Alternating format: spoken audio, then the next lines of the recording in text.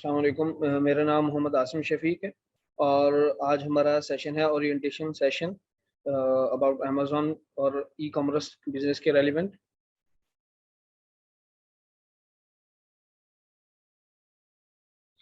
सबसे पहले e commerce क्या होता है हम इसको स्टडी कर लेते हैं, देन फिर हम अमेज़न और बाकी जो है ना इसके चीज़ें जो इनको भी डिस्कस करते हैं।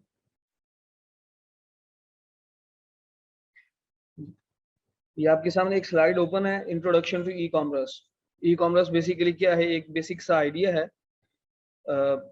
ई commerce is a short for electronic commerce. इसको हम इलेक्ट्रॉनिक कॉमर्स भी कहते हैं या ऑनलाइन कॉमर्स भी कहते हैं हम इसको। और ये एक ऐसी अम्ब्रेला है जिसके थ्रू जिसके अंडर रहते हुए या एक ऐसे ऐसा प्लेटफॉर्म है जिसके अंडर रहते हुए हम डिफरेंट टाइप ऑफ ट्रांजैक्शन कर सकते हैं ओवर द इंटरनेट। तमाम दुनिया में या दुनिया की किसी भी मुल्क के अंदर हम ट्रांजैक्शंस कर सकते हैं, डिफरेंट टाइप ऑफ ट्रांजैक्शंस जो है ना वो हम कर सकते हैं। ठीक है। और इसके बाद ये कि ये जो ई कॉमर्स टर्म है, ये ई कॉमर्स का जो वर्ड है ये फर्स्ट यूज हुआ था 1960 के अंदर with the rise of electronic commerce. जैसे जैसे इलेक्ट्रॉनिक कॉमर्स जो है ना वो उसका मयार या उसकी बुलंदी होती गई। शुरू में तो इसका एक कंसेप्ट ये था कि बाइंग और सेलिंग जो है ना इंटरनेट से करने को हम जो है वो ई कॉमर्स कहते थे, यानी कि इलेक्ट्रॉनिक कॉमर्स कहते थे। ठीक है। तो जो आहिस्ता आहिस्ता जो है इलेक्ट्रॉनिक डाटा इंटरचेंज की तरफ मूव होता गया और आफ्टर 50 इयर्स जो है ये अब सर्विसेज चीज़ें बेचना और ख़रीदना तो था ही पहले से, लेकिन साथ-साथ जो है ना अब सर्विसेज बेचना भी जो है वो भी इसके अंदर इंक्लूड हो गया। यानी कि अब जो ई-कॉमर्स एक मुकम्मल पैकेज बन चुका है जिसके अंदर आप सर्विसेज भी ब हायर कर सकते हैं, सर्विसेज भी दे सकते हैं। सर्विसेज से भी अर्न कर सकते हैं और चीज़ें बेच के या खरीद के जो है ना चीज़ें बेच के भी अर्न कर सकते हैं और चीज़ें खरीद के भी फ़ायदा उठा सकते हैं। और आजकल जो है इलेक्ट्रॉनिक कॉमर्स दुनिया का सबसे तेज़ तरीन जो है ज़रिया बन चुका है सेलिंग और बाइंग का। और ये एक बहुत ही अच्छा और बहुत ही तेज़ तरीन प्लेटफ़ॉर्म बन चुका है जहाँ से लोग डिफरेंट सर्विसेज़ देने के बाद या डिफरेंट जो है ना वो चीज़ें बेचने के बाद यहाँ से जो है ना वो पैसे कमाते हैं। ठीक है। और ई-कॉमर्स या ऑनलाइन शॉपिंग जो है वो बेसिकली एक दूसरे का जो है ना वो मिलते-जुलते वर्ड्स हैं, एक दूसरे के सिनोनिम्स हैं। ऑनलाइन शॉपिंग हो गई जो कि एक कांसेप्ट जो है यानी कि ऑनलाइन बिज़नेस को जो है वो मोटिव करते हैं या इसको लेके चलते हैं या इसका जो है मीनिंग जो है ना वो शुमार होता है। और इनकॉर्पोरेटिंग और मल्टीट्यूड ऑफ डिफरेंट सर्विस, इसमें डिफरेंट सर्विसेज आ जाती हैं, यानी कि ऑनलाइन पेमेंट वगैरह, बुकिंग फ्लाइट्स। अब देखिए हम यहाँ से अपने शहर के किसी भी कोने से बैठ के और नेक्स्ट आने वाले वीक के अंदर हम फ्लाइट भी बुक कर सकते हैं, ऑनलाइन ऑर्डर दे सकते हैं किसी भी चीज़ को। उसकी एक बेस्ट एग्जांपल दराज़ है जो पाकिस्तान के अंदर हम जो यूज़ करते हैं ऐप। ये एक सिर्फ़ पाकिस्तान के अंदर जो वर्किंग करती है, आप उसको देख लें। हम कोई भी ऑर्डर देते हैं, लेट्स सपोज़ कराची में बैठा कोई एक पर्सन ऑर्डर देता है और वो लाहौर में या पेशावर में किसी भी एक पर्सन के पास वो मौजूद है, वो जिसका वो स्टोर है, तो वो वहाँ से शिप करवाता है विदिन 3 टू 5 डेज़, 7 डेज़ जो है ना उसके पास वो प्रोडक्ट पहुँच जाती है। ठीक है? इसी तरह का जो है ना ये तमाम चीज़ें जो है वो ई-कॉमर्स के अंदर आती है। इस तरह इंस्टाग्राम की जो है वेबसाइट्स भी होती हैं। इंस्टाग्राम के पेजेज़ होते हैं, डिफरेंट वेबसाइट्स होती हैं, वहाँ से भी आप बाइंग करते हैं या वहाँ पे भी आप स्टोर बना के उनको सेल करते हैं। सेम इसी तरह वो पाकिस्तान के अंदर जिस भी पाकिस्तान के कोने से ऑर्डर आता है, तो आप उसको फुलफिल करते हैं विदिन 3 टू 5 डेज़ या विदिन 3 टू 7 डेज़।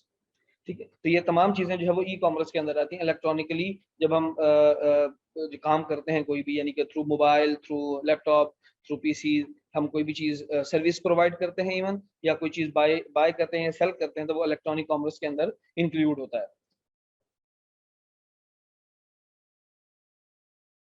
उसके बाद है इंट्रोडक्शन टू ई-कॉमर्स मार्केट्स। अब ई-कॉमर्स मार्केट्स कौन-सी हैं जो कि बहुत ज़्यादा हद तक ग्रो कर चुकी हैं या जो अपना नाम बना चुकी हैं। सबसे पहले हम ये देखते हैं कि ई-कॉमर्स मार्केट प्लेस जो है ना या ऑनलाइन ई-कॉमर्स मार्केटिंग, वो एक ऐसी जगह या ऐसी वेबसाइट होती है जहाँ पे आप different type of brands, different type of products या मल्टीपल एक ही तरह के प्रोडक्ट्स डिफरेंट जो है ना वो सप्लायर जो है वो सेल कर रहे होते हैं। डिफरेंट शॉप्स बनी हुई होती हैं, तो जहाँ से हम बाय करते हैं। जैसे आप किसी भी बाज़ार में चले जाते हैं, तो आप देखते हैं कि लेट्स सपोज़ कपड़े की दुकान है और साथ-साथ जो है ना काफ़ी सारी कपड़े की दुकानें होती हैं, 10, 12, 15। इस तरह। और आप हर एक दुकान के अंदर जाके अपनी पसंद का जो है ना वो चीज़ देखते हैं, और अगर आपको पसंद आती है, अगर वो उसके बाद अवेलेबल है अच्छी क्वालिटी के अंदर, तब आप उसको बाय करते हैं। सेम जो है वो केस हमारा ऑनलाइन भी होता है। आपके पास डिफरेंट जो है वो सप्लायर्स मौजूद होते हैं टॉप के, आप उनके तमाम के रिव्यूज़ स्टडी करते हैं, आप उनके तमाम के स्टोर्स देखते हैं, उनके अंदर जौन-सा आपको डिज़ाइन या जौन-सी चीज़ आपको पसंद आती है, आप उसको ऑर्डर करते हैं, ठीक है? और उसके बाद अगर वो नहीं पसंद आती, तो आप उसको रिटर्न भी कर देते हैं, ठीक है? तो मतलब ये चीज़ भी श्योरिटी देती है इलेक्ट्रॉनिक मार्केट जो है। ठीक है? और जैसे अब हमारे पास ये जो कंपनीज़ हैं like Amazon, eBay, Walmart, Flipkart etcetera, ये तमाम जो है ये एक बहुत ज़्यादा जो है ना अपना नाम बना चुकी हैं इस मार्केट के अंदर, ई-कॉमर्स मार्केट के अंदर। एक अपना बिज़नेस करती हैं जिसके अंदर ये डिफरेंट सर्विसेज़ इसके अंदर प्रोवाइड की जाती हैं, कुछ चीज़ें बेची जाती हैं और खरीदी जाती हैं ये इन प्लेटफ़ॉर्म से, और बड़े ट्रस्टेड प्लेटफ़ॉर्म्स हैं ये। तो बेसिकली ये 4 की एग्ज़ाम्पल इसलिए दी है क्योंकि ये एक फ़ेमस हैं और हर कोई इनके बारे में कुछ न कुछ हद तक जो है वो भावना रखता है, ठीक है? और ये तमाम जो मार्केट प्लेसेस हैं जैसे अमेज़न होगी, ईबे होगी, वॉलमार्ट है, फ्लिपकार्ट है, इस तरह की जौन-सी भी वेबसाइट्स हैं, वो एक सॉफ्टवेयर इंफ्रास्ट्रक्चर्स के थ्रू जो है ना वो रन होती हैं, ठीक है? वो अलाउ करती हैं तमाम अपने वेंडर्स को कि वो अपनी चीज़ें बेचें एक ही प्लेटफ़ॉर्म के, एक ही साइट के अंदर रहते हुए। लेट्स सपोज़ आप देख लें कि दराज़ ऐप के थ्रू अगर आप रहते हुए या किसी भी जो है वो चीज़ को बाय करना चाहें, लेट्स सपोज़ कोई अगर ब्यूटी रिलेटेड कैटेगरी में अगर आप बाइंग करना चाहें, या आप अपना घर का जो है वो राशन वगैरह ऑर्डर करना चाहें, या जो है अपने कोई जूतियाँ वगैरह या इस तरह की कोई चीज़ आप अपना ऑर्डर करना चाहें, तो आप एक ही प्लेटफ़ॉर्म के थ्रू, एक ही ऐप के अंदर रहते हुए आप ऑर्डर कर सकते हैं। सेम इसी तरह हमारे हर जो है वो सिटी के अंदर एक शॉपिंग मॉल टाइप बना होता है, ठीक है? और जो कि कराची का सबसे मशहूर इम्तियाज़ है, और आप वो उसकी एग्ज़ाम्पल ले लें कि वो अंडर अंडर वन रूफ जो है वो तमाम चीज़ें आपको प्रोवाइड कर रहा होता है। ऑलमोस्ट एवरीथिंग आपको जो है ना वो प्रोवाइड कर रहा होता है। सेम इसी तरह अमेज़न है, ईबे है, वॉलमार्ट है, फ्लिपकार्ट है, ठीक है? ये तमाम ऐसी मार्केट्स हैं, यानी कि इनके अंदर ईच एंड एवरीथिंग जो है ना वो आपकी ज़रूरत की सेल हो रही होती है और आप यहाँ से इसको बाय करते हैं, ठीक है? अब हम आ जाते हैं सबसे ज़्यादा जो बड़ी मार्केट है वो है अमेज़न की। तो हम पहले इसके बारे में डिस्कस करते हैं कि ये अमेज़न की एक जो मार्केट है ये हम क्यों उसको बड़ी कंसीडर होती है, क्यों समझी जाती है? सबसे पहले इसका हम जो है ना शॉर्ट इंट्रोडक्शन देख लेते हैं। ठीक अमेज़न जो है वो American online business and cloud computing company है, जो कि जेफ बेज़ोस ने 1994 के अंदर जो है ना मतलब इसको इसकी इसकी बुनियाद रखी थी। उसके बाद ये वाशिंगटन के अंदर इसका हेड ऑफ़िस है, और उसके बाद इसको लार्जेस्ट इंटरनेट बेस्ड जो है ना स्टोर कहा जाता है। ठीक है? वो किस बेस पे कहा जाता है? वो इसलिए कि इसकी जो नेट सेल्स हैं 2020 की, वो 386 बिलियन यूएस डॉलर्स हैं। ठीक है? 386 बिलियन यूएस डॉलर्स, और उसके बाद ये 2021 के अंदर इसकी 340 बिलियन यूएस डॉलर्स इसकी नेट सेल्स थी यूनाइटेड स्टेट्स की। उसके बाद जर्मनी की थी 37.3 बिलियन यूएस डॉलर, और उसके बाद यूके की थी। अच्छा, इसके अंदर एक और चीज़ कि जो अमेज़न मार्केट है हमारे पास, ये इंटरनेशनल मार्केट है। ये यूएस के अंदर, यूके के अंदर, यानी कि यूरोप के अंदर है, ये यूएस के अंदर है। उसके बाद ये यूएई के अंदर भी है, ठीक है? ये ऑलमोस्ट जो है ना वो पूरी दुनिया तक फैला हुआ है ऑलमोस्ट, ठीक है? कुछ एक कंट्रीज़ हैं जहाँ भी इसकी बाइंग और सेलिंग नहीं नहीं होती, या इस पे से वहाँ से रहते हुए काम नहीं किया जा सकता, ठीक है?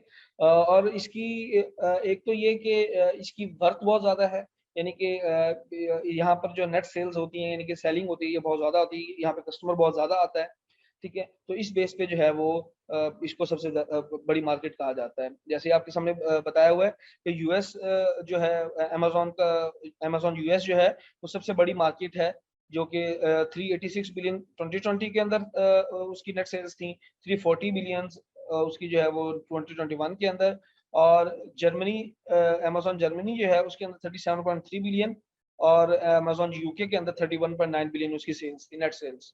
तो इस बेस पे ये जो है सबसे बड़ी जो है वो मार्केट समझी जाती है। अच्छा, दूसरा ये है कि लोग अमेज़न पे आना क्यों पसंद करते हैं या इससे बाइंग क्यों करते हैं? या हम ये कह सकते हैं कि इतना ट्रस्टेड प्लेटफ़ॉर्म क्यों है ये?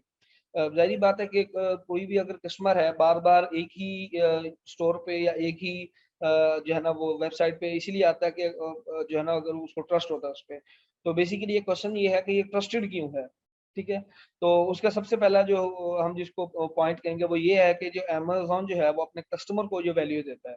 अगर कस्टमर इवन देन अगर वो रॉन्ग भी है तो वो जो है ना अमेज़न आपको जो है ना वो रॉन्ग कहेगा जो सेलर होगा। ठीक है? तो अमेज़न अपने कस्टमर की हर बात जो है ना वो मानता है। अगर इवन देन अगर वो रॉन्ग है वो अपनी तरफ से उसको रिफंड कर देगा, अपनी तरफ से उसको पे कर देगा, बट अमेज़न उसकी शिकायत जो है ना वो उसको फौरी तौर पे हल करेगा। ठीक है? कस्टमर जो है ना ओरिएंटेड इसको प्लेटफ़ॉर्म भी कहते हैं। ठीक है? जैसे नेक्स्ट बताया हुआ है कि putting the customer first leads to better products, कि वो हमेशा जो है ना कस्टमर को पहली वैल्यू देता है अपनी और उसको बेहतर से बेहतर जो है ना प्रोडक्ट दिखाने की कोशिश करता है। ठीक। और जो अमेज़न है वो 4 एक बेसिक प्रिंसिपल्स हैं जिन पर जो है वो रिलाई करता है और वो जो है कस्टमर ऑब्सेशन यानी कि customer satisfaction, think big and learning and be curious. ठीक है? और अमेज़न जो है ना बेसिकली अमेज़न को जो चीज़ यूनिक बनाती है वो ये है कि इसके ऊपर डिफरेंट टूल वर्क करते हैं, जो कि डिफरेंट स्टेट्स हमें जो कि हम अगर मैनुअली कुछ ऐड या कुछ जो है ना सब्ट्रैक्ट करना चाहें या कुछ एस्टिमेट करना चाहें तो वो हमारे लिए बहुत मुश्किल हो जाता है। जबकि जो हमारे पास टूल्स डिफरेंट होते हैं, वो हमें विदिन सेकंड्स जो है वो हमें रिज़ल्ट दे देते हैं और हमें आइडिया हो जाता है कि इस प्रोडक्ट की सेल, इसका जो है ना किसी भी प्रोडक्ट का हम एनालिसिस ईज़िली कर सकते हैं। तो बेसिकली ये जो चीज़ है, ये इसको यूनिक बनाती है बाकी सबसे। अच्छा, अब हमारे पास हैं अमेज़न के 14 रूल्स हैं, जो कि अमेज़न ये चाहता है कि जो मेरा सेलर है, जो यहाँ पे सेलिंग करने आया है, वो इसको फ़ॉलो करे।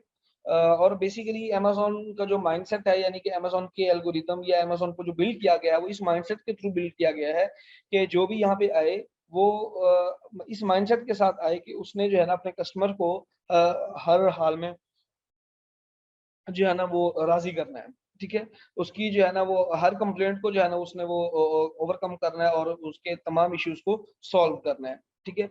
और इसके अंदर आप जैसे हम आगे स्टडी करेंगे, देखेंगे, तो इसके अंदर आप तमाम एक जो 14 पॉइंट्स ऑलमोस्ट हैं, वो आप एक-दूसरे से रिलेटेड पाएँगे, ठीक है? तो ये तमाम चीज़ें जो हैं वो एक लीडर क्रिएट करती हैं। यानी कि अमेज़न को जो प्लेटफ़ॉर्म है वो बेसिकली वो ये चाहता है कि जो भी मेरा यहाँ पे सेलर आए वो एज़ अ लीडर यहाँ पर आए, ठीक है? वो तमाम को लीड करे यहाँ से और लीडर जो है ना वो अपनी राय का हर लिहाज़ से ख़्याल रखता है, ठीक है? तो ये उस वे में जो है ना इसने अपने कुछ प्रिंसिपल्स हैं, कुछ रूल्स हैं जो इसने अपने सेट किए हुए हैं। तो सबसे पहले हम एक शॉर्ट सा इसको देखते हैं। एक है कस्टमर ऑब्सेशन, जो कि हम पहले डिस्कस कर लिया थोड़ा-सा, कि जो है ना वो अपना कस्टमर का जो ट्रस्ट है ना वो कभी भी जो है ना खराब नहीं होने देता। ठीक है? तो अगर क जैसे मैंने आपको पहले भी एग्ज़ाम्पल दी, लेट्स सपोज़ अगर आप कोई एक ऐसी प्रोडक्ट आपसे कोई ले जाता है कस्टमर कि उसके अंदर आपकी प्रोडक्ट ओके है, अच्छी है और अच्छे रिव्यूज़ भी आ रहे हैं। जबकि वो कस्टमर जो है ना कुछ इस तरह का है कि वो नेगेटिव रिव्यू देता है या जान के इस तरह उसने किया या कोई कंपेटिटर है। तो अमेज़न क्या करेगा, आपके साथ केस ओपन हो जाएगा, वो उसका जो है कस्टमर आपके साथ केस ओपन कर लेगा और जब तक उसका मसला हल नहीं होगा तो जो है ना वो अमेज़न उसको ऑब्लाइज़ करेगा। या आपको रिफंड देना पड़ेगा अगर उसमें आपकी भी गलती नहीं है और जबकि कस्टमर जान के इस तरह कर रहा है तो अमेज़न अपनी तरफ से रिफंड उसको करेगा, ठीक है? तो लेकिन अब अपने कस्टमर को जो है ना बगैर रिफंड के वो जाने नहीं देगा। तो इसलिए जो है ना वो जो भी कस्टमर इधर अमेज़न पे आके बाइंग करता है, उसको ट्रस्ट होता है कि अगर मुझे प्रोडक्ट पसंद नहीं आती, तो मुझे उसका रिफंड मिलेगा, ठीक है? तो बेसिकली ये जो हमारा अगर हम यहाँ पे अगर लोकली कहीं कहीं भी जाते हैं परचेज़ करें कोई भी चीज़, तो हम सबसे पहले ये पूछते हैं इसकी गारंटी क्या है? ठीक है? तो अगर वो हमें कहता है कि सर 2 साल की गारंटी है, साल की गारंटी है या 6 महीनों की गारंटी है, तब हम बड़े खुश होते हैं और जो है ना वो उसको मतलब जो है ना वो फर्स्टली जो है ना पिक कर लेते हैं और उसको मतलब परचेज़ कर लेते हैं।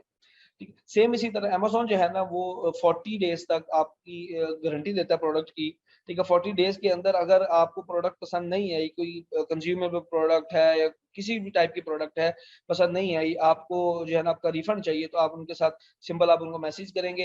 अगर आपको रिफंड देते हैं सेलर, ठीक नहीं देता तो जो है ना वो अमेज़न अपने बिहाफ़ पे देगा या अदरवाइज़ सेलर को एक जो है ना वो उसके लिए प्रॉब्लम क्रिएट हो जाएगी। सेलर को जो है ना वो वार्निंग देगा और जो है ना सेलर मजबूर हो जाएगा उसको जो है ना वो रिफंड देने के लिए, ठीक है?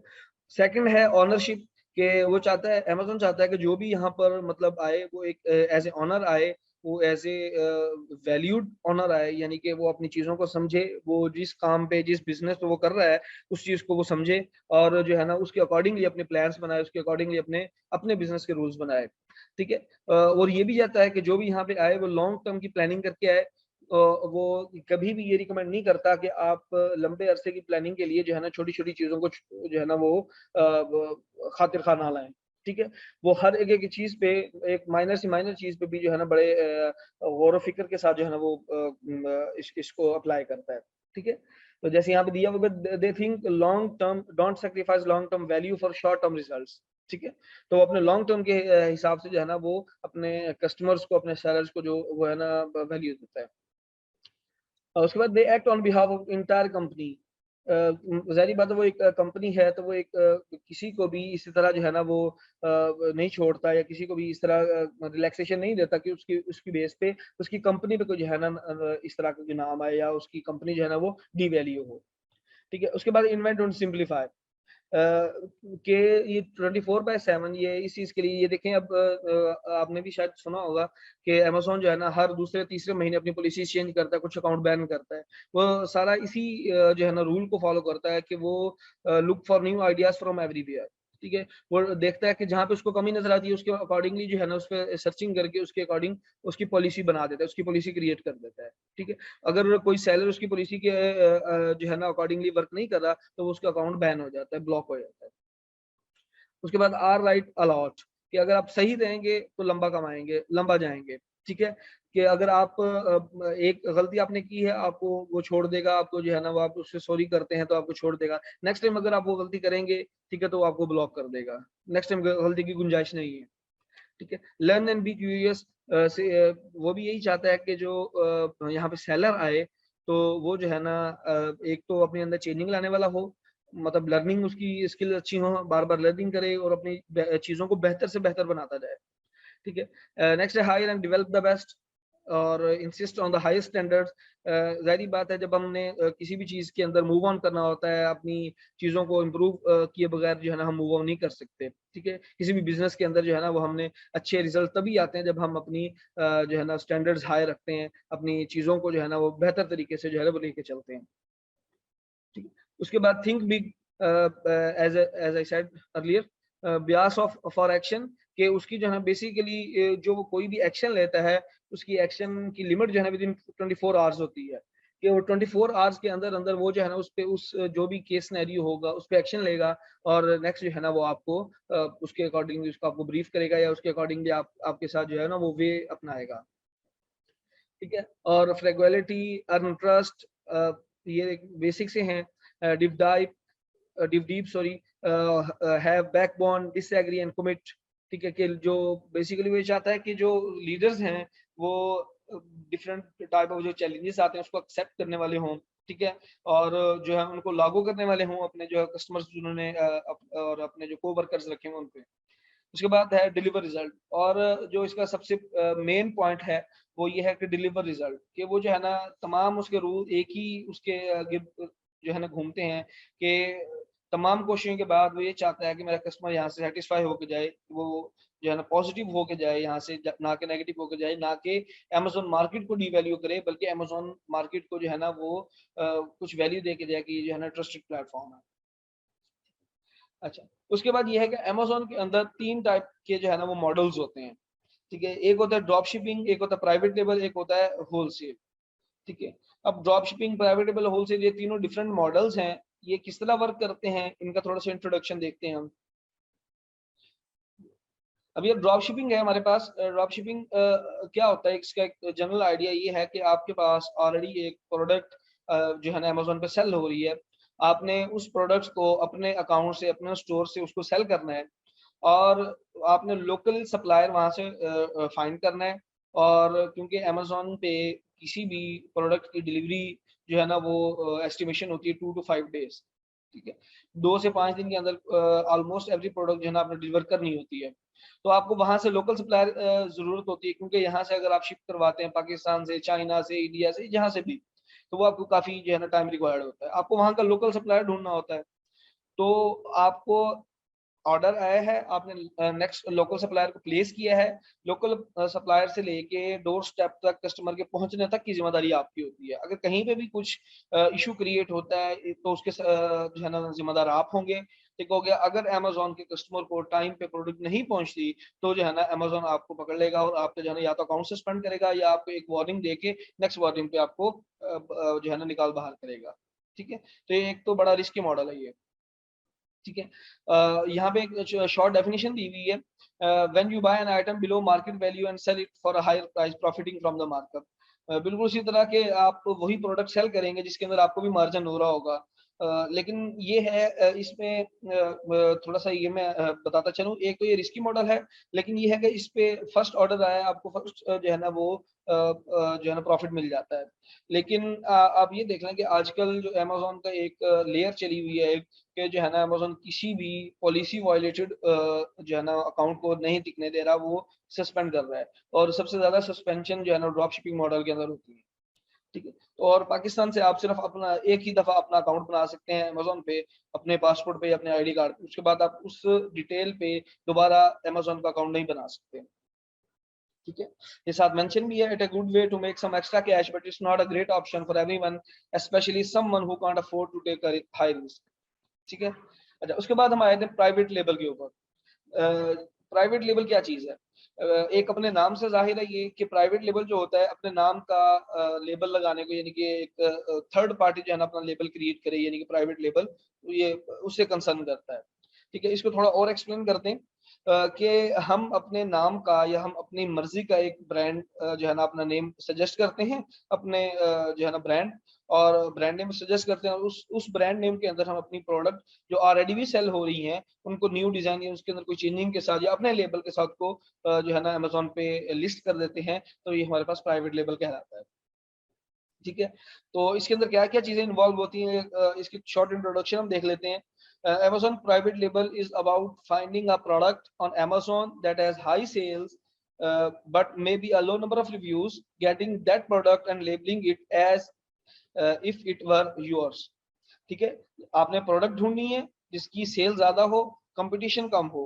ठीक है, और अपने उस प्रोडक्ट को अपने लेबल के साथ, यानी कि अपने ब्रांड नेम के साथ, अपने सजेस्टिव ब्रांड नेम के साथ आपने उसको लिस्ट कर देना है, तो वो आपका प्राइवेट लेबल होगा। ठीक है, तो बेसिकली ये क्या होता है, basically what you will try to do is to upgrade the presentation of that original existing product by creating your own brand. ठीक है, जो ऑलरेडी सेल हो रही प्रोडक्ट है आपने उसको अपने ब्रांड नेम के साथ, अपने सजेस्टिव ब्रांड के साथ या अपने नेम के साथ, जिसको हम ये कहते हैं, उसके साथ आपने लिस्ट करना है, तो उसको हम प्राइवेट लेबल कहते हैं। ठीक है, अब है होलसेल के होलसेल जो है ना वो क्या जो होलसेल मॉडल है वो उसको हम किस तरह डिफाइन करेंगे। बेसिकली क्या होता है, जैसे हम यहाँ पे लोकल मार्केट की एग्जांपल ले लें फॉर एग्जांपल, कि यहाँ पे हमारे पास डिफरेंट ब्रांड्स हैं, जैसे सिरलैक का हो गया या जो है ना वो शैम्पूज के हो गए डिफरेंट ब्रांड्स। तो जो हमारे लोकली यहाँ पे मार्केट्स में बैठे हुए जो होलसेलर्स हैं वो क्या करते हैं, ब्रांड डिफरेंट ब्रांड से जो है ना वो अपना ऑर्डर कर लेते हैं, bulk products like 100 piece, 200 piece, 300 piece order कर लिया। उसके बाद जो रिटेलर्स आते हैं उनको बेचते हैं। ठीक है, उनको तो अपना थोड़ा सा मार्जिन रखने के बाद सेल करते हैं। सेम यही कुछ इससे मिलता जुलता कॉन्सेप्ट जो है ना वो अमेज़न के साथ है, कि जो ऑलरेडी जिन्होंने प्राइवेट लेबल किया हुआ है, यानी कि जिनका ब्रांड है, जिनका ब्रांड लॉन्च है, जिनका ब्रांड रजिस्टर्ड है, उनसे होलसेलर्स ने आकर परमिशन लेनी है कि सर मैं आपका जो है ना वो सेल करना चाहता हूँ प्रोडक्ट। ठीक है, तो अगर आप उसको परमिशन देंगे या कोई भी ब्रांड परमिशन देगा, तो उसका एक परमिशन टेन्योर होता है, 6 महीने, 3 महीने, 9 महीने, साल, जितना भी 1.5 साल, 2 साल। ठीक है, आप उससे कॉन्ट्रैक्ट करते हैं, तो उस कॉन्ट्रैक्ट के पीरियड के दौरान आप उसके प्रोडक्ट सेल कर सकते हैं। आफ्टर जो है ना वो कॉन्ट्रैक्ट एंडेड, तो जो है ना आप उसकी प्रोडक्ट सेल नहीं कर सकते। ठीक है, वो आपके खिलाफ कंप्लेन कर देगा। ठीक है, तो इसमें क्या होता है कि इसकी शॉर्ट डेफिनेशन देख लेते हैं। The seller purchases products in bulk directly from the manufacturer or brand owner at a wholesale price and then make a profit by selling the products on Amazon. Same उसी तरह के आप manufacture या brand owner, यानी कि manufacturer or brand owner एक ही चीज है, जो उस स्पेसिफिक प्रोडक्ट का होगा, तो उससे क्या कहते हैं, आप होलसेल प्राइस पे ले लेते हैं, कुछ मार्जिन रख के ले लेते हैं, और उसके बाद जो है ना आप अपना मार्जिन रखने के बाद उसको अमेज़न पे सेल करते हैं।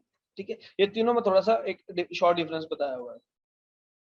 उसके बाद आए थे हम प्राइवेट लेबल। जो कि हमारा मेन कंसर्न है कि प्राइवेट लेबल क्या होता है।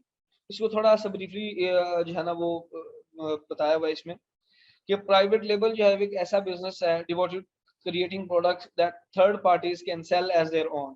कि कोई भी प्रोडक्ट है, आपने उसका कंपटीशन, उसकी डिफरेंट स्टैट्स चेक करने के बाद उसको अपने नाम के साथ लॉन्च कर देना, अपने नाम के साथ लिस्ट कर देना है, तो वो क्या होगा, प्राइवेट लेबल कहलाएगा। ठीक है। दे डोंट मार्केट ब्रांड और retail any of their own goods.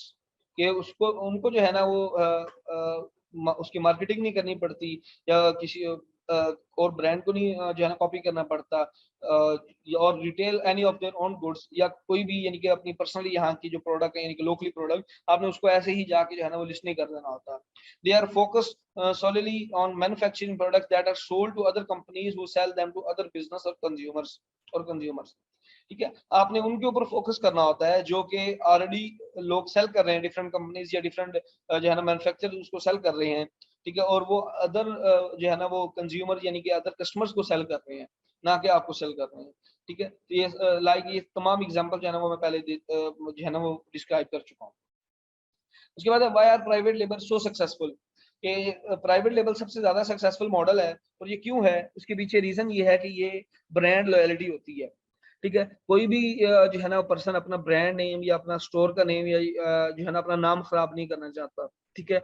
जैसे हम यहाँ पे एक एग्जांपल देते हैं कि इज्जत जो है ना वो अपनी कोई भी पमाल नहीं करता, सेम इसी तरह अमेजोन पे भी यही केस है कि आपने अगर अपनी प्रोडक्ट सेल करनी है, अपने नेम से सेल करनी है, तो आप उसकी क्वालिटी का भी ख्याल करेंगे, आप उसकी पैकेजिंग का भी ख्याल करेंगे, आप उसकी जो है ना डिफरेंट चीज़ों का भी ख्याल करेंगे कि मुझे नेगेटिव रिव्यू ना आए, मेरा अकाउंट भी ठीक रहे, क्योंकि वो आपकी अपनी पर्सनल होती है। ठीक है। और आपका उससे नाम जुड़ा होता है।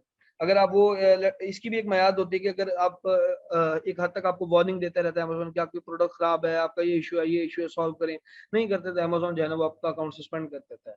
ठीक है। लेकिन प्राइवेट लेबल में सस्पेंशन के चांसेस 95% तक नहीं होते। ठीक है। तो चंद 4 या 5% कोई होते हैं, वो भी इन सम जो है ना रेयर सिनेरियोज में जो है ना इस तरह के चांसेस होते हैं। ठीक है। अच्छा। और जबकि होलसेल में इस तरह है कि आपको लगातार ब्रांड जो है ना वो सर्चिंग करनी होती है, आपको शर्त के लिए एक ब्रांड लगा सकते हैं, उसके बाद नहीं लगा सकते। जबकि प्राइवेट लेबल के अंदर क्या होता है कि आपने एक प्रोडक्ट लॉन्च कर दी, वो आपका ब्रांड है, जब तक आप उसको किसी और के नाम ट्रांसफर नहीं करेंगे तो वो आपका अपना ब्रांड रहेगा, आप उससे जो है ना इनकम जनरेट करते रहेंगे। ठीक है। ड्रॉप शिपिंग वो टोटली डिफरेंट है इससे कि लेट्स सपोज अगर आपने एक प्रोडक्ट लगाई है, ठीक 1 मिनट के बाद अगर मैन्युफैक्चरर की प्राइस ज्यादा हो गई है, तो आप जो है ना वो प्रोडक्ट चेंज कर लेंगे, तो उसमें आपकी एक प्रोडक्ट अपनी कोई नहीं होती। और सबसे ज्यादा रिस्की मॉडल ड्रॉप शिपिंग है। ठीक है। अच्छा, नेक्स्ट हम देखते हैं जो हाउएवर स्टोर ब्रांड और private label goods have made good name for themselves in the world of high quality goods. ठीक है। तो जितने भी आप देख लें ऑलमोस्ट जितने भी आप अच्छा पैसा कमाने वाले, अच्छे डॉलर कमाने वाले आप देख लें, वो जितने भी हैं वो मोस्टली जो है ना प्राइवेट लेबल से जो है ना अपनी अर्निंग कर रहे होते हैं, कुछ फ्लिपिंग करके, कुछ जो है ना वो अभी अपना प्राइवेट लेबल जो है ना वो खुद रन कर रहे होते हैं। ठीक है। जितनी भी वो अर्निंग कर रहे होते हैं, पैसा कमा रहे होते हैं, वो प्राइवेट लेबल से कमा रहे होते हैं। ना कंसिस्टेंट होलसेल वाला रह सकता है, ना ही जो है ना ड्रॉप शिपिंग वाला रहता है। ठीक है। सबसे ज्यादा कंसिस्टेंसी प्राइवेट लेबल के अंदर होती है, और इसके अंदर सबसे ज्यादा जो अहम चीज होती है वो आपकी जो है ना रिसर्च होती है। ठीक है। नेक्स्ट देखते हैं हम, if you work hard enough you might join the upper 6% of people earning more than 250,000 a month in sales। ठीक है। ये बता रहे हैं कि 2022 तक की यानी कि स्टार्ट तक की ये कैलकुलेशन है कि ये 6% जो है ना लोग, वो 250,000 जो है ना मंथली सेल जो है ना वो जनरेट कर रहे हैं प्राइवेट लेवल से। ठीक है। और वो काम कितना करते हैं, less than 30 hours a week. ठीक है। यानी कि एक वीक के अंदर 30 घंटों से भी कम काम करते हैं। और लास्ट पे यही कि yes Amazon FBA can make you rich. Private level जो है ना वो आपको सही मानों में जो है ना वो अमीर बना देता है। ठीक है। अच्छा, अब हम डिस्कस करते हैं कि प्राइवेट लेवल के अंदर जो डिफरेंट सर्विसेज हम प्रोवाइड करते हैं वो कौन सी होती हैं। इसमें 4 किस्म की सर्विसेज होती हैं: product research, sourcing, listing creation and optimization, और रैंकिंग। ठीक है। अब जो इसमें सबसे बेसिक जिसका किरदार है वो प्रोडक्ट रिसर्च का है। अगर आपको प्रोडक्ट रिसर्च आती है तब आप लिस्टिंग और क्रिएशन और ऑप्टिमाइजेशन भी कर सकते हैं, रैंकिंग भी कर सकते हैं। ठीक है। ये तमाम चीजें हैं बेसिकली, लेकिन ये नहीं कह सकते आपके लेट्स सपोज जिसको रिसर्च नहीं आती है वो लिस्टिंग और रैंकिंग नहीं कर सकता, ये इस तरह की बात नहीं है। लिस्टिंग भी कर सकता है, रैंकिंग भी कर सकता है, जिसको चाहे रिसर्च में इतना आइडिया नहीं है या इतना हाथ जो है ना वो उसका स्ट्रांग नहीं है। ठीक है, लेकिन ये इसको बताने का मकसद ये है कि रिसर्च के अंदर आपको डिफरेंट टेक्निक्स, डिफरेंट चीजें, डिफरेंट जो है ना वो मेथड्स पता लगते रहते हैं, जिसके थ्रू आप लिस्टिंग भी अच्छी कर सकते हैं और रैंकिंग भी आपकी अच्छी हो जाती है। ठीक है। दूसरा ये इसके अंदर सोर्सिंग। ठीक है। अच्छा, कोई भी मॉडल है जैसे ड्रॉप शिपिंग हो गया या होलसेल हो गया, उसका जो काम करने वाला वीए कहलाता है, वर्चुअली असिस्टेंट, जो उसको वर्चुअली असिस्ट जो कर रहा होता है, वो जो है ना उसको पूरे अकाउंट को एक ही मतलब जो है ना पर्सन मैनेज कर रहा होता है। लेट्स सपोज ड्रॉप शिपिंग अगर हम कहें, एक पर्सन ने प्रोडक्ट ढूंढनी है और उसके बाद लगा देनी है, मैन्युफैक्चरर से जो है ना वो कॉन्ट्रैक्ट करना है या जो है ना वो कॉन्टैक्ट करना है, तो जो है ना जब ऑर्डर आएगा तो उसने फुलफिल करना है या शीट मैनेज करनी है, वो एक ही पर्सन कर रहा होता है। तो इतना कोई खासा जो है ना वो काम नहीं होता। ठीक है। और जो होलसेल है सेम इसी तरह, उसने ब्रांड रिसर्च करना है, ब्रांड के बाद उसने प्रोडक्ट लगा दी, प्रोडक्ट बिक रही है, उसने ब्रांड रिसर्च करते रहना है, यानी कि वो एक ही मतलब जो है ना वो बंदा उस पर पूरा है। जब ये प्राइवेट लेबल है, इसके अंदर 4 डिफरेंट फील्ड्स होती है।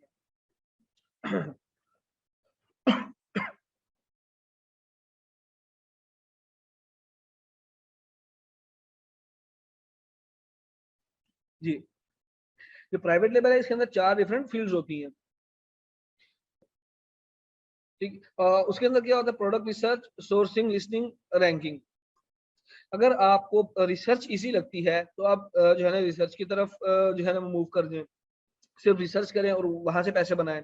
ठीक है। अगर आपको सोर्सिंग के अंदर जो है ना आपको एक बेहतर आइडिया हो जाता है या आपको एक मतलब अच्छी लगती है या जो है ना आप उसमें फिट बैठते हैं, तो आप सिर्फ सोर्सिंग से पैसा बना सकते हैं।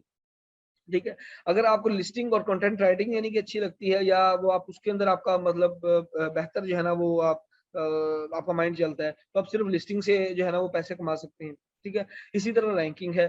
तो अगर आपका जो है ना कोई भी प्रोडक्ट रैंक करवाने में अच्छा अगर आपका माइंड चलता है, तो आप सिर्फ रैंकिंग की फील्ड से आप जो है ना आप अच्छा जो है ना वो अर्निंग कर सकते हैं। ठीक है। और अगर मैं आपको सिर्फ एक एग्जांपल दूं कि प्रोडक्ट रिसर्च का, अगर लेट्स सपोज अगर एक ऑर्डर है और प्रीमियम ऑर्डर है अच्छी प्रोडक्ट का, तो वो आपको ऑलमोस्ट जो है ना एक प्रोडक्ट जो है वो 150 टू 200 या 100 टू 150 डॉलर्स के राउंड अबाउट जो है ना आपको एक प्रोडक्ट जो है ना वो आपको डिलीवर करनी पड़ती है। इसी तरह सोर्सिंग है। सोर्सिंग ये डिफरेंट होता है कि ये 500 से 1000 डॉलर तक जो है ना वो सोर्सिंग किसी भी प्रोडक्ट की होती है। ठीक है। ये सिर्फ सर्विसेज की बात कर रहा हूँ मैं, कि आप प्राइवेट लेवल एक वाहिद ऐसा मॉडल है जिसकी आप सर्विसेज से बहुत ज्यादा या बाकी फील्ड्स की निस्बत जो है ना वो बेहतर इनकम जनरेट कर सकते हैं अपनी। ठीक है। उसके बाद लिस्टिंग है। आप एक लिस्टिंग का जो है ना 100 या 150 जो है ना वो चार्ज कर सकते हैं। ठीक है। इसी तरह रैंकिंग है। रैंकिंग का एक एसएम के अगेंस्ट जो है ना वो आप $100 ले सकते हैं, अगर 2 या 3 है तो आप 400-500 डॉलर भी जो है ना वो क्लाइंट पे करते हैं और आप जो है ना वो इतना जनरेट कर सकते हैं। यानी कि अगर आप इनकी अलग अलग फील्ड में जाएं तब भी आपके लिए फायदा है। अगर आप एजेंसी बना के या जो है ना आप 2-4 दोस्त इकट्ठे होके मिल बैठ के तमाम एक एक फील्ड को संभालते हुए ये अगर आप कोई एक मुकम्मल लॉन्च करते हैं, तो उसकी तो अलग बात है। लेकिन अब हर एक एक फील्ड में अलग अलग जो है ना वो चीजें पिक करके तो आप उनसे भी अर्निंग कर सकते हैं। ठीक है। ये वाहिद एक ऐसा मॉडल है। अच्छा, उसके बाद हम आ जाते हैं कि जॉब डिस्क्रिप्शन ऑफ वीए, कि जो एक हमारे पास एक बहुत इंपॉर्टेंट एक पॉइंट है ये, कि जो वीए है वो अमेजोन का वीए होता है या जो है ना वो ओवरऑल वीए होता है। ठीक है। या वो एक स्पेशल जो है ना एक सिर्फ एक फील्ड का वीए होता है। ठीक है। तो ये जो है ना सबसे बड़ा एक और एक अहम पॉइंट है।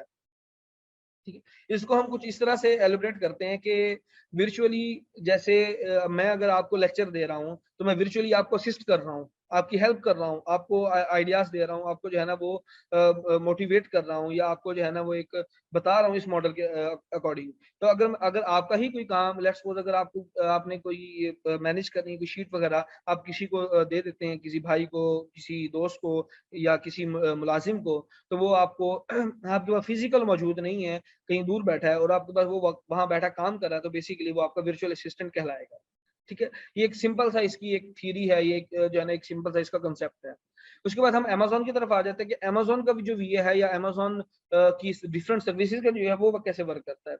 ठीक है। अब अमेज़न का जो पीएल का वीए है वो डिफरेंट होगा, या उसकी जो है ना मतलब आप ये कहें कि वो अमेज़न या वीए ऑफ पीएल होगा, ठीक है, या वीए पीएल होगा, ठीक है। जो ड्रॉप शिपिंग है वो वीए ऑफ डीएस होगा, यानी कि ड्रॉप शिपिंग होगा। जो होलसेल है उसका वर्चुअल असिस्टेंट ऑफ होलसेल होगा, ठीक है। कोई भी अगर आप ये कहें कि एक वीए है और वो तीनों सर्विसेज, ये तीनों मॉडल्स को जो है ना संभाले, ये पॉसिबल नहीं है, ठीक है। तो ये कोई रोबोट हो तो कर सकता है, अदरवाइज ये इंसान की बस की बात नहीं है कि तीनों मॉडल को एक ही जो है ना वो एक पर्सन जो है ना वो लेके चलेगा, ठीक है।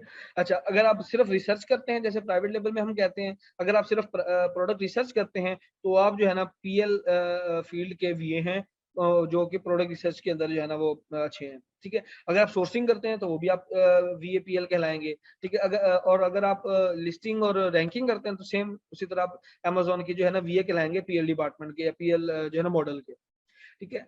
और अगर आप ड्रॉप शिपिंग करते हैं, ड्रॉप शिपिंग की प्रोडक्ट्स फाइंड करते हैं, किसी का अकाउंट मैनेज करते हैं, तो जो है ना आप वर्चुअल असिस्टेंट ऑफ डीएस कहलाएंगे, ठीक है, या डीएस वर्चुअल असिस्टेंट या डीएसवीए कहलाएंगे। इसी तरह अगर आप होलसेल जो है ना वो उसका काम करते हैं, होलसेल की प्रोडक्ट्स फाइंड वगैरह करते हैं या उसको अकाउंट मैनेज करते हैं, तो आप जो है ना वर्चुअल असिस्टेंट ऑफ होलसेल कहलाएंगे, ठीक है। अब इन तीनों में एक शॉर्ट सी डेफिनेशन से मैंने डिफरेंस किया हुआ है, ये आप देख लें कि Amazon view of PL will help you to conduct accurate product research, to provide different important information.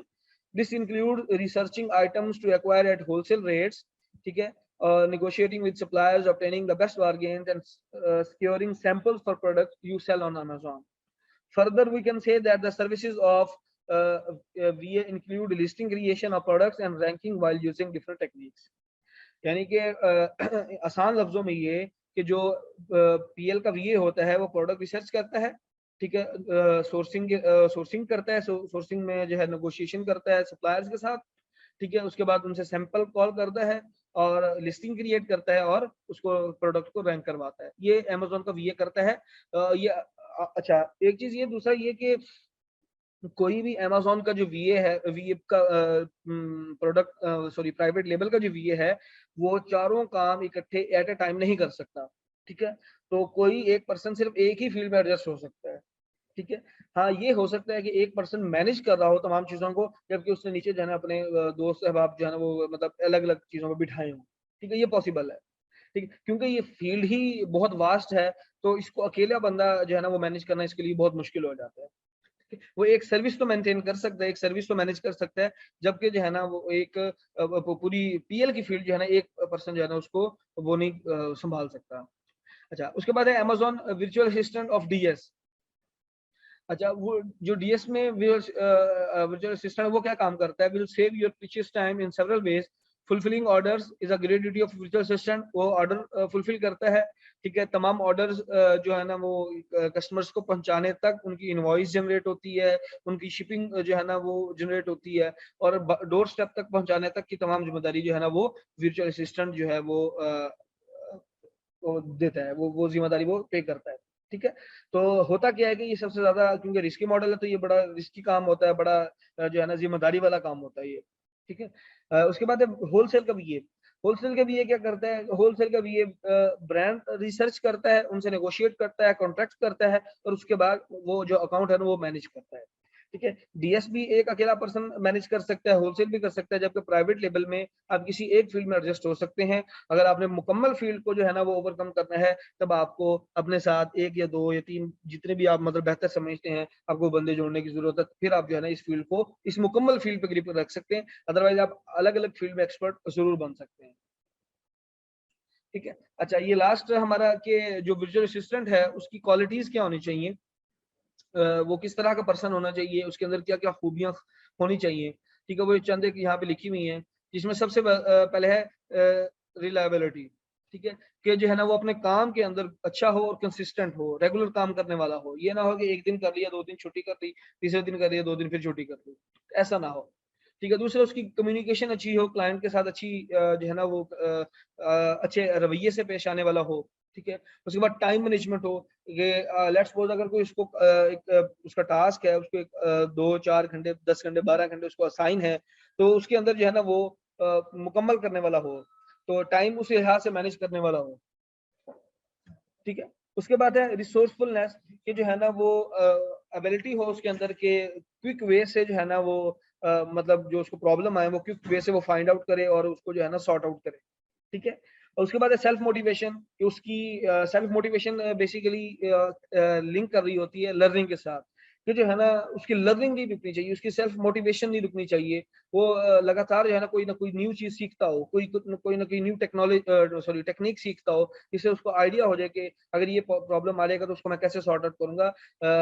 In near future अगर उसको कोई इस तरह का प्रॉब्लम आता है तो वो इजीली सॉर्ट करने वाला हो, ना कि लेट्स सपोज अगर उसको कि एक चीज सिखा दी है तो एक चीज पे लगा रहे, वो एक ही चीज पे सर हिलाता रहे, नेक्स्ट की तरफ जा ही ना। ठीक है। ऑर्गेनाइजेशन, ऑर्गेनाइजेशन जो है ना इसको हम लिंक कर सकते हैं कि जो है ना वो एक मुकम्मल, जिसको हम कहते हैं स्कूल ऑफ थॉट हो, कि वो अपना जो है ना वो शेयर करने वाला भी हो नॉलेज, और जो है ना लर्न जो है ना नॉलेज गेन करने वाला भी हो। ठीक है। और उसके बाद क्रिएटिविटी, जो सबसे इम्पोर्टेंट है, कि जो है ना क्रिएटिव होना चाहिए। ये नहीं होना चाहिए कि उसको एक दाना पकड़ा दिया तो उसी पे जो है ना वो सर हिलाता रहे, दुम दुबा दुबा के जो है ना वो सर हिलाता रहे।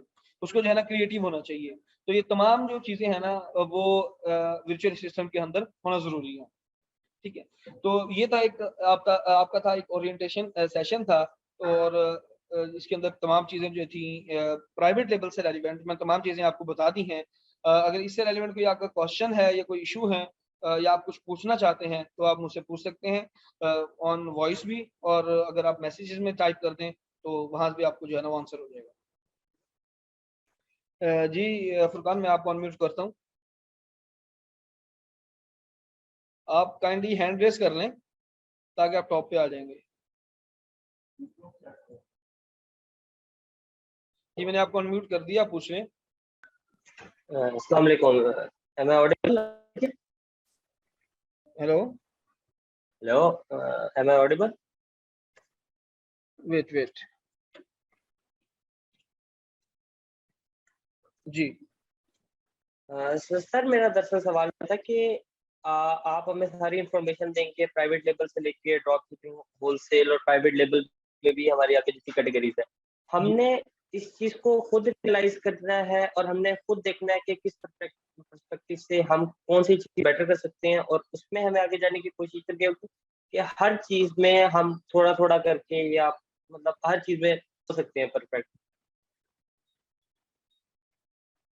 जी फुरकान, हाँ, कोई भी इंसान किसी भी एक स्पेसिफिक चीज में परफेक्ट कभी नहीं हो सकता। एक तो चीज ये आप माइंड में रख लें। दूसरा ये कि आपको अब खुद एलिब्रेट करना है। तीनों मॉडल्स मैंने आपको बता दिए हैं, तीनों मॉडल्स का ओवरव्यू बता दिया है आपको। ठीक है।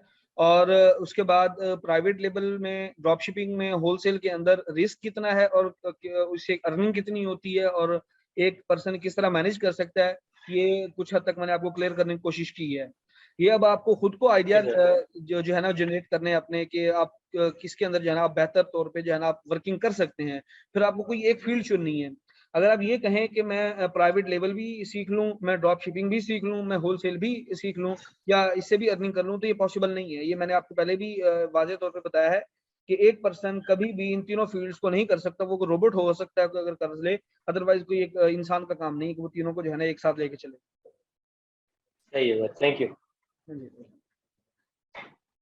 जी होलसेल का और जो प्राइवेट लेवल का वीए का कोर्स है वो आप टीम के नंबर पे मैसेज कर लें, तो आपको वो बता देंगे कब से जो है ना वो स्टार्ट होगा। होपफुली इसी वीक जो है ना वो एडमिशन कंप्लीट हो जाएगा, नेक्स्ट वीक स्टार्ट होगा। जी डिजिटल मार्केटिंग इसमें इंक्लूड नहीं है। हम सिर्फ सर्विसेज जो है ना अमेजोन पे कैसे देते हैं, उनकी डिफरेंट टेक्निक्स, उनके डिफरेंट मेथड जो है ना वो आपको मतलब डिलीवर करते हैं। जी इस पे नंबर होगा 0311 टेट्रा 648 के नाम जो है ना नंबर होगा। आप वो टीम का नंबर है, ई कॉमर्स टीम का, तो आप उस पर कांटेक्ट करें तो आपको तमाम डिटेल्स बता देंगे। जी और किसी को कोई ओरिएंटेशन से रेलिवेंट कोई क्वेश्चन पूछना है किसी भी मॉडल से तो पूछ ले।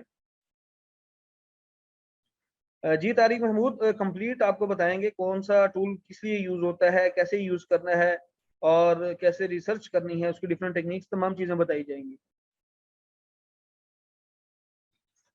जी बिल्कुल, ये तीन मॉडल हैं अमेजोन पे सर्विसेज की जो हम प्रोवाइड करते हैं, ड्रॉप शिपिंग, प्राइवेट लेबल और होलसेल। जी सुमीरा, कल न्यू बैच की ईसीआई से रेलिवेंट जो भी क्लास की अपडेट होगी वो आपको टीम के नंबर पे मैसेज करने से ही आइडिया होगा।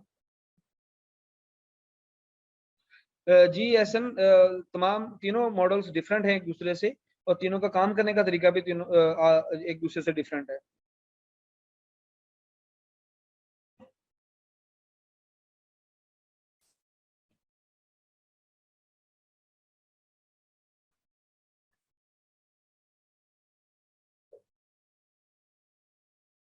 जी और किसी का कोई क्वेश्चन है तो वो पूछ ले।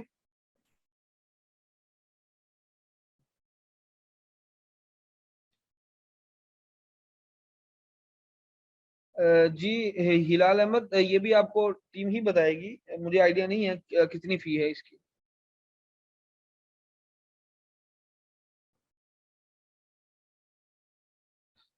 जी इसका फैजान, इसका एक शिपिंग जो है ना वो टेम्पलेट क्रिएट होता है, शिपिंग प्लान क्रिएट होता है। तो फिर जो है ना वो हम अमेजोन वेयर हाउस में कोई भी प्रोडक्ट जो है ना शिप करवाते हैं। जी ये जितने भी कोर्सेज हैं उनकी मायार डिफरेंट है। ऑनलाइन कोर्सेज की जो है वो 1.5 मंथ है उसकी, मतलब क्लासेस की मायार। और जो हैंड्स ऑन का हो रहा है पीएल का, उसकी 3 मंथ है जो फिजिकली हो रहा है। और जो ड्रॉप शिपिंग का फिजिकली हो रहा है उसका भी 1.5 मंथ है। तो डिफरेंट इनकी जो है ना वो है टाइम फ्रेम्स।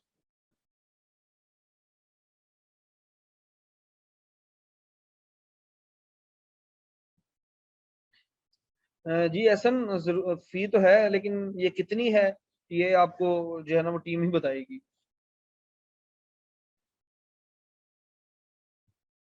नहीं फैजान, अली बाबा से बाय करने के बाद आपको जो है ना अपना अकाउंट जो या क्लाइंट का अकाउंट जो होता है वहां पे आपको लिस्ट करनी होती है प्रोडक्ट।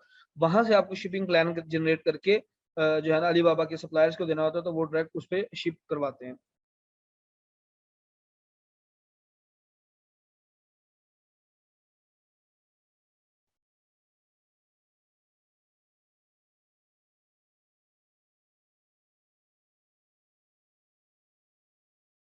नहीं सलमान, भावलपुर के अंदर फिजिकली जो है ना वो हो रहे हैं कोर्सेज। अदरवाइज और कहीं पे भी अभी हमारी कोई भी ब्रांच नहीं है।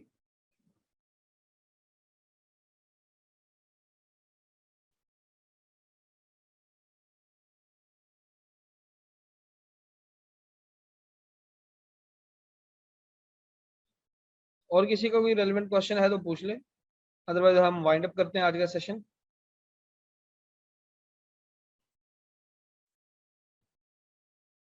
जी ठीक है, अब हम वाइंड अप करने लगे। ओके, अल्लाह हाफिज।